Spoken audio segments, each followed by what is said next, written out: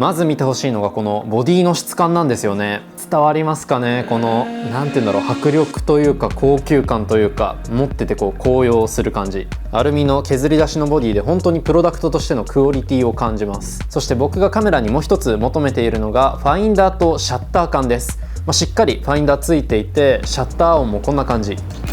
いやー、カシュッとね、最高なんですよ。そしてもちろん撮れる写真も最高です。いやー、いい、本当にいい。もう触れば触るほど楽しいカメラです。最近僕が買ったこの XE5 の魅力をご紹介していきたいと思います。それでは行ってみましょ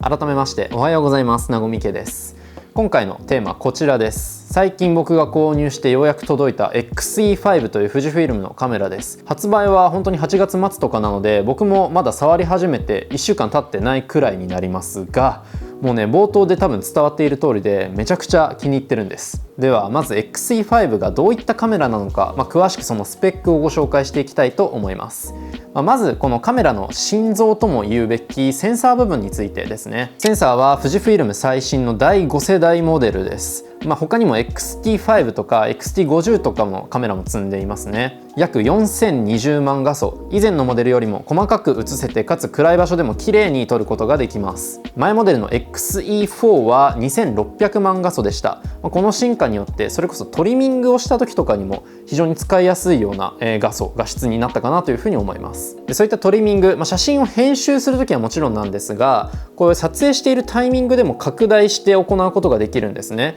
いわゆるデジタルテレコンという、機能というか仕様なんですが、このカメラのですね、前面についた小さなダイヤルというんですかね、この新しいボタン、これによってこのカメラ本体で倍率をいじることができるんです。電子ズームという風になるんですが、 1.4 倍 2.0 倍という風に拡大することができます。こういった小さなカメラだとどうしてもズームレンズをつけるとアンバランスになるし、望遠レンズをつけようにも大きめに結構なっちゃって、これもまたバランスが悪くなるんですよね。そういった意味でも、特にパンケーキのような薄いレンズを使う人にとっては拡大機能結構重宝するかなと思うんですが、めちゃくちゃ使いやすくなってます。ソフトウェアが進化した分、しっかりそれをハードウェアとしても使いこなしやすくなっています。そしてもう一つ、前のモデルからの大きな進化でいうと手ブレ補正になるかなと思います。最大7段分の手ブレ補正に対応しているので、夜とか室内においても手持ちでしっかり写真を撮ることができるようになってます。これはつまり動画においても進化を発揮することになります。実際に撮ってみると、もうめちゃくちゃ強いというわけではないんですが、そこそこ静止しているような状態だと、あんまりブレを気にせずに使えるようになったかなというふうに思います。4K のさらに上の 6.2K まで撮れる性能です。僕もここまでの解像度は多分使うことはないだろうなと思いつつですが、それこそまたクロップとかに強くなってるということも言えます。 4K だと 60p の動画まで撮ることができるので、より滑らかな絵とかスローモーションで使いたいような絵も、そこそこ対応できるようになってきているという感じですね。マイク端子とかもしっかり備わっていて、上にこうやってマイクを固定することもできるので、簡易的な動画撮影機材として使用することもできます。一応撮れるという感じ。なので僕もですね、これ動画のサブ機として使おうかなというふうに思っていました。今これ撮っているニコンの ZF というカメラが1台だと一つ大きな問題があって、その ZF 自体を撮るカメラっていうのがないんですよ。なのでこれまで ZF を動画内で紹介する時にはスマホで撮ったりしてたんですよね。そういったことがこれによってなくなるかなとは思います。あとシンプルに2アングルで撮りたくなるような時があるかなないかな、とりあえずこれも表現の幅を広げるという意味で、動画も一応撮れる写真機という僕は認識をしています。そして最初にも触れたファインダーです。これがあるかないかで、僕はカメラを持ってての高揚感みたいなのがだいぶ変わってきます。ここをちゃんと覗いてカシャッと撮る。いやー、これが楽しいんですよ。これが電子ファインダーがついているので、ファインダー自体は真ん中にはないんですが、見たまんまの景色をそのまま切り取ることができます。背面にはこんな感じでモニターがついているんですが、これギュギュッと展開してこんな感じで前に向けることができるようになっています。自撮りもできるし、動画とかで撮りたい時にも結構便利なのかなと思います。自撮りするか？するか？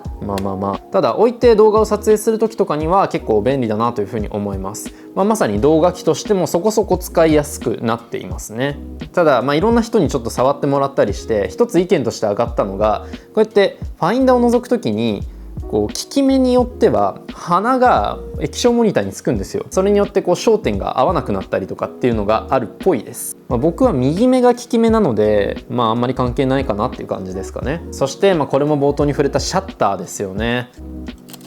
カシャっていうこれですよ、これ。いやー本当に楽しいなこれ。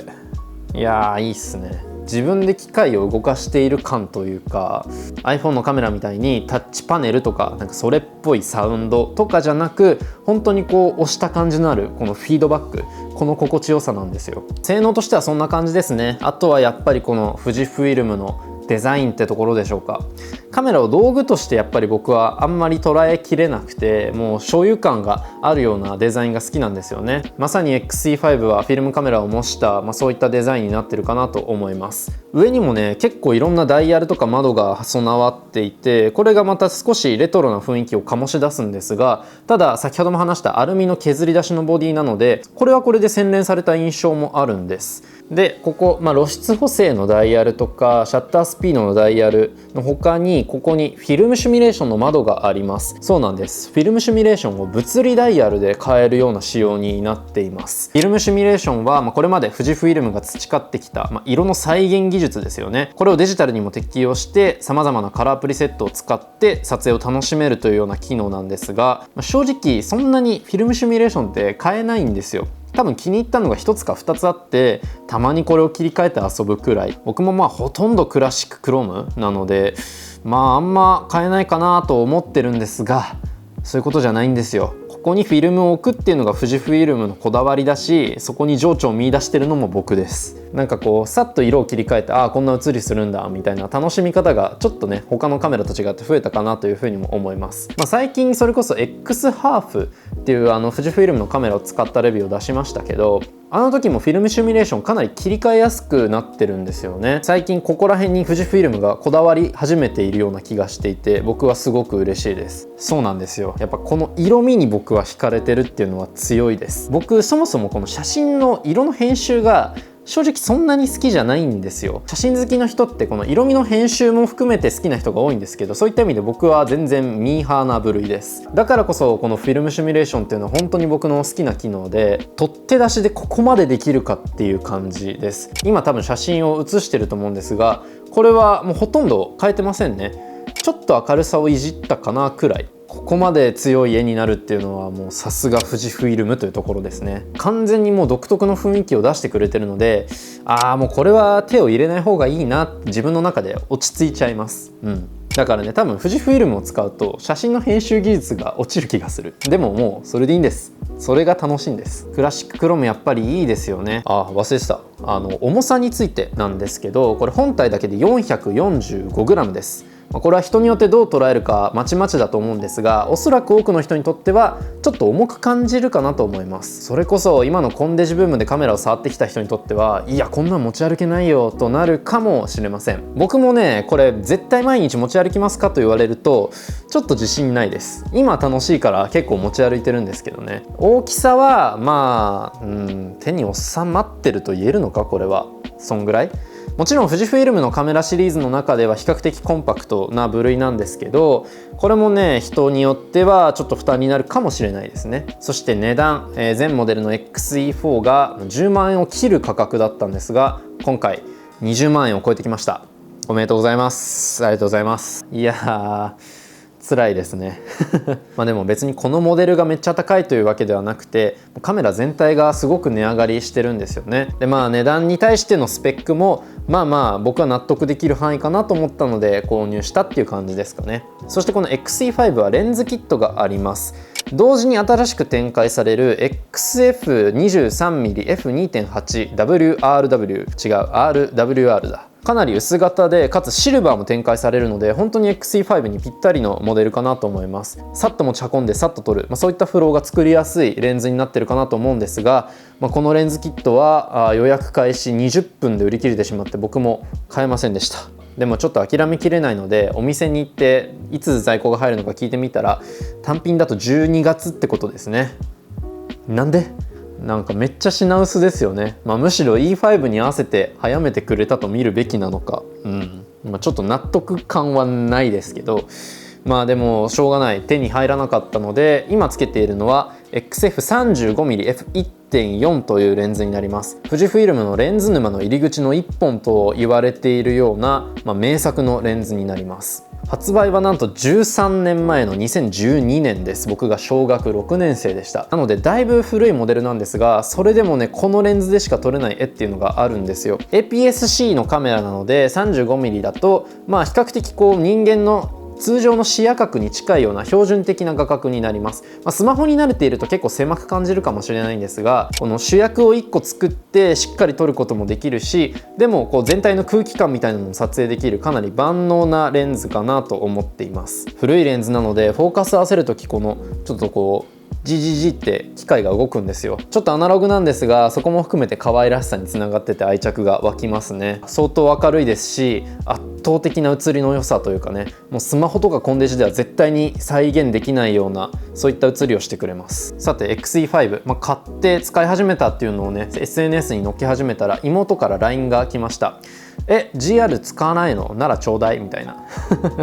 ね。GR も持ってるんですよ僕実は。だいたい3年前くらいですかね、僕がインターンの後輩から奪い取ったこちらの GR になるんですが、モデルはGR3X です。もうね3年間ずっとポケットの中に入れてましたね。もうやっぱねこのサイズ感は唯一無二なんですよ。 XE5 と比べてももうどうしてもこの大きさそして重さでは勝てません。スマホ、財布、イヤホン、その次がこの GR でした。そのくらいの優先順位で持ち運べるくらいにはエブリデイキャリーのもう定番品ですね。ただこの GR 正直飽きていた節もありました。3年使ったっていうのはあるんですけど、それ以上にねやっぱ道具っていう感覚が自分の中で強いんですよね。先ほど話したこのカメラに求めているようなファインダーとかシャッター音の感じ、これはねどうしてもこの小型の GR にはないポイントです。便利なんですけど面白くないんですよ。だからあくまでもコンパクトにいい写真を撮るための道具でした。さっと写真撮ってすぐに SNS に共有するっていう意味ではめちゃくちゃ便利なカメラです。あともう一つ、この GR 流行りすぎてます。ちょっとカメラ好きかそうじゃないかとか関係なくみんなめちゃくちゃ持ってます。これはね天の弱な僕にとってはちょっとねだんだん自分の中で所有のモチベーションみたいなのが下がっているポイントではあります。ということもあって実は僕一時期この ZF これを普段の持ち運びのカメラとして使っていたこともありました。実際そういったカバンの中身の紹介をしたりもしているんですが、やっぱりねデカ重い本当に。あといろいろと使っていて思ったのは、僕は多分動画機は動画機として写真機は写真機として結構別にして持っておきたいんだなというのも、ZF を持ち運ぶことによってよく理解できました。そういった意味でもこの E5 っていうのはこの所有の喜びっていうのと、あと現実性、ここがちょうどいいバランスに折り合ってるのかなというふうに感じます。本当に今はそれこそ買ったばっかりっていうのもあって毎日のようにカバンの中に入れています。正直そのままカバンに突っ込んじゃってるので、さっき言ったちょっとしたハゲみたいなのがもうできちゃってるんですが、丁寧に扱いすぎると使わなくなってくるのでなかなか難しいポイントですよね。もう僕はあんまり傷とか汚れとか気にせずガシガシ使っていこうとは思っています。ただ1個アクセサリーとしてハンドストラップは欲しいなと思っています。オブジェクツ IO のハンドストラップの入荷を待っているんですが、ホワイトがまだ一向に入荷されないので、この在庫が復活したらまた買うかなというところですね。なので一旦は本体だけか、もしくは今 ZF を持ち歩く時に使っているオブジェクツ IO のエッセンシャルカメラストラップ、ネックストラップですね。これとあとドリップのフレックストップっていうアクセサリーですね。これを使って出かけるかなというふうには思います。この組み合わせは本当に着脱が楽なので今も便利に使っているんですが、その運用をこちらでもしようかなというところです。はい、ということで、総括にはなるんですが、改めてこんなにも持つ楽しさみたいなのがあるカメラってねそうそうないと思うんです。楽しいですよ本当に。いやちょっと恥ずかしくなってきちゃった。アルミ削り出しのプロダクトとしての質感もそうだし、クラシックなデザインもそうですし、単なる道具ではないお気に入りの持ち物であるポイントが明確にありますよね。あとやっぱり富士フイルムの色、本当に他のカメラでは再現できないようなところをこのコンパクトなサイズで楽しむことができるというポイント。そして最初にも触れたファインダーとシャッター音。